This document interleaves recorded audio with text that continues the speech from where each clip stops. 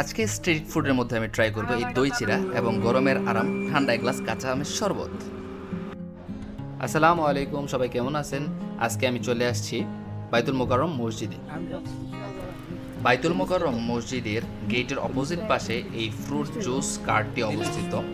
এখানে আরও অনেকগুলো জুস কার্ট রয়েছে, সেখান থেকে আমার কাছে এটাই একটু স্বাচ্ছন্দ্যবোধ মনে হয়েছে, একটু পরিষ্কার মনে হয়েছে।